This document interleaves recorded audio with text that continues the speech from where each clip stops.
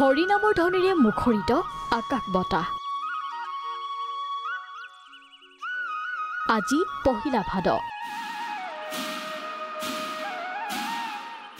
সত্ৰ নামঘৰত ভিৰ ভকত বৈষ্ণৱৰ।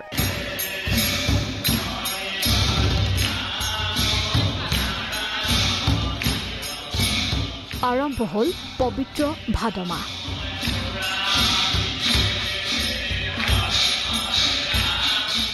অসমীয়া সমাজ জীৱনত ভাদ মাহৰ আছে সুকীয়া তাৎপৰ্য।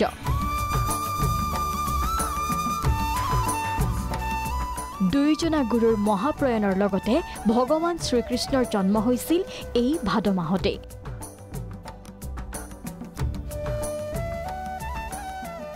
পবিত্ৰ ভাদ মাহৰ প্ৰথমটো দিনত ঢেকীয়াখোৱা বৰনামঘৰত অগণন ভক্তৰ আগমন। পুৱাৰে পৰা ৰাজ্যৰ বিভিন্ন প্ৰান্তৰ পৰা অহা ভকত বৈষ্ণৱে অক্ষয়ৰ বন্তি কাষত জ্বলালে ধূপ চাকি। এইবাৰো মাহজোৰা পালনামেৰে মুখৰিত হ'ব ঐতিহাসিক বৰনামঘৰ।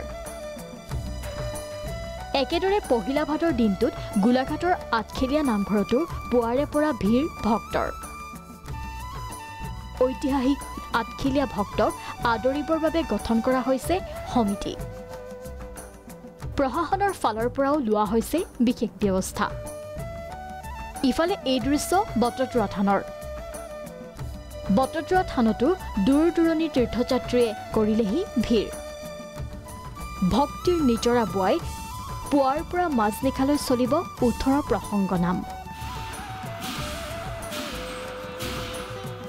মাজুলীৰ সত্ৰসমূহতো আজিৰে পৰা আৰম্ভ হৈছে ভদীয়া কীৰ্তন। মাজুলীৰ 35খন সত্ৰ আৰু শতাধিক নামঘৰত হৰিনাম কীৰ্তন।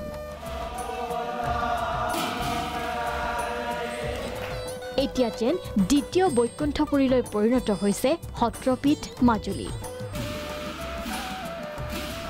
Bureau report, Prag news.